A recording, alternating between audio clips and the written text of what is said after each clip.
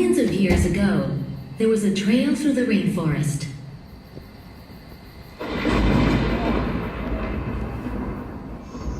A path between the Caribbean Sea and the Pacific Ocean. That one day became a canal. But let's go back in time. In 1513, during the Spanish conquest of America, the natives of the area led Vasco Núñez de Balboa across the isthmus, straight to the South Sea. It was the first time a European sighted the Pacific Ocean. The advantages of establishing a transit route through the Isthmus of Panama were evident immediately. And it was there, on the Pacific coast, that the first town of the American continent was built. Over time, the road became a gold route. Between 1531 and 1660, 60% of all the gold that was shipped from the New World to Spain crossed the Isthmus of Panama. In 1821, Panama declared its independence from Spain, and following the leadership and vision of Simón Bolívar, voluntarily became part of the Gran Colombia. During the gold rush of 1848, Panama was the forced passage for those who moved to California in search of fortune. Given the international economic and strategic potential of the route, and after signing an agreement with Colombia, France undertook in 1880 the construction of a sea-level canal through Panama. The renowned builder of the Suez Canal, Ferdinand de Lesseps, started a company to join the North Sea with the South Sea. In other words, the Atlantic and Pacific Oceans. After 20 years of hard work, fighting an inhospitable climate, an indomitable jungle, disease, and financial problems, the French abandoned their titanic task.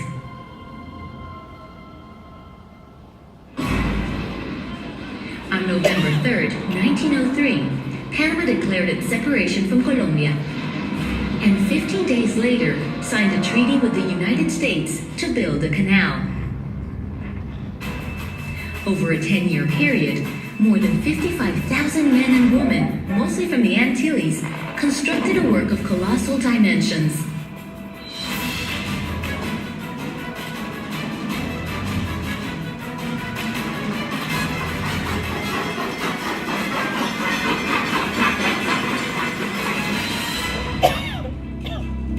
August 15, 1914, the Panama Canal began operations as the summit of the efforts of many years to join the Atlantic and the Pacific Oceans. And the path became a canal. From 1914, the United States operated and managed the canal, while governing the waterways surrounding areas. However, from the moment the agreement was signed, Panamanians demanded recognition of their sovereignty over its entire territory.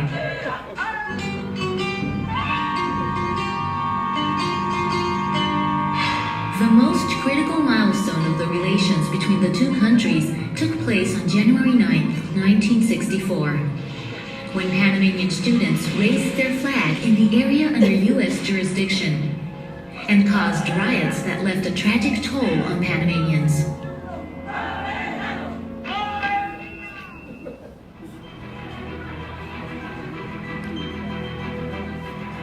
Finally, in 1977, the Torrijos-Carter treaties were signed, which recognized the sovereignty of Panama and set the transfer of the administration of the waterway to Panama for December 31st, 1999.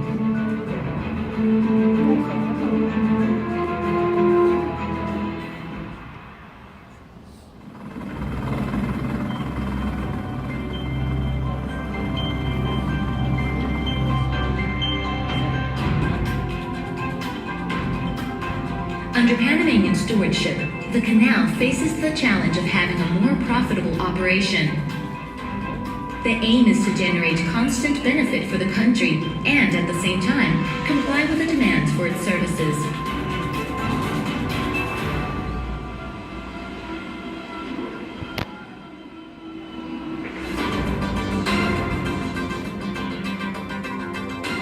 This impressive piece of engineering has 3 sets of locks: Gatun on the Atlantic and Pedro Miguel and Miraflores in the Pacific.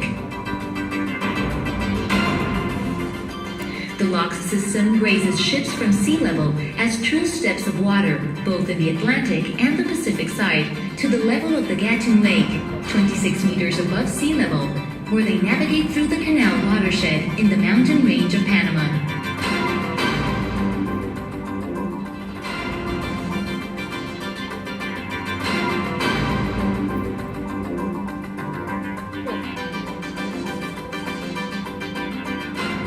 It is important to note that this whole operation is performed under the principle of gravity.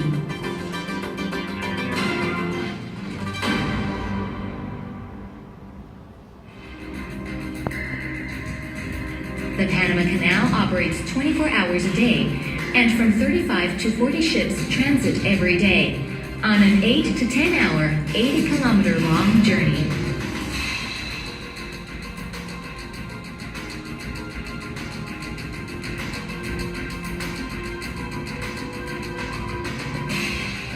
From 1914 to date, the canal has a record of more than 1 million transits.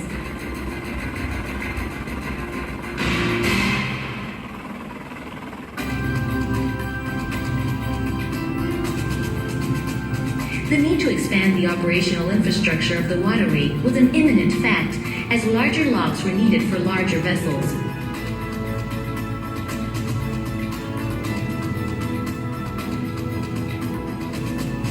Therefore, after several years of studies, the proposal for the canal expansion was presented to the country and approved by the majority of Panamanians in a national referendum. Expansion works formally began on September 3, 2007, in the Canal Bank community of Paraíso. The project consisted in the construction of 2 new sets of locks, one on the Pacific side and one on the Atlantic side, capable of accommodating more and bigger vessels.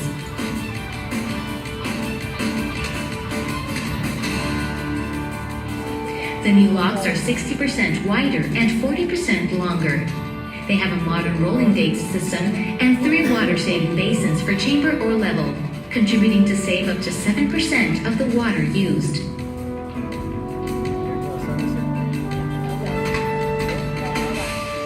The construction of the Panama Canal third set of locks, which was executed in compliance with the greatest and strictest preservation and environmental protection standards, created new direct and indirect jobs.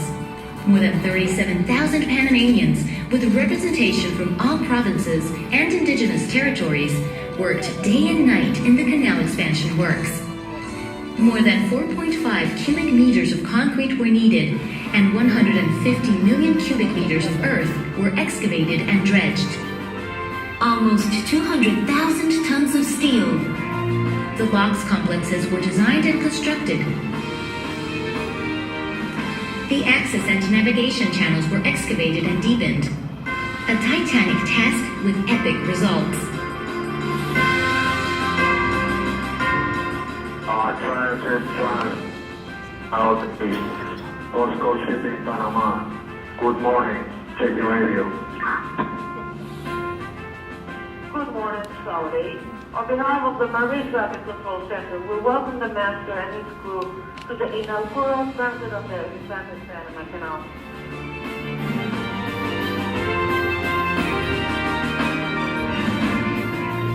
Very early, the morning of June 26, 2016, the container vessel COSCO Shipping Panama made the inaugural transit through the third set of locks of the expanded canal. The canal seduces with its magnitude and modern engineering, but also for its efficiency and rigorous performance, which represents the talent and dedication of an entire country. When we accepted the challenge of managing the canal, we also committed to its continuous improvement. And so it was. Panama is a small country with big dreams, a country proud of its people, who who work relying on the future and with a very specific responsibility to maintain the interoceanic route to the service of world trade. For this, the Panama Canal, the world's route. This is the Panama Canal. Panama, thank you for your good wishes. And we'd like to congratulate all people, especially the Panama Canal authorities, and wish the canal and long-lasting prosperity. Thank you very much.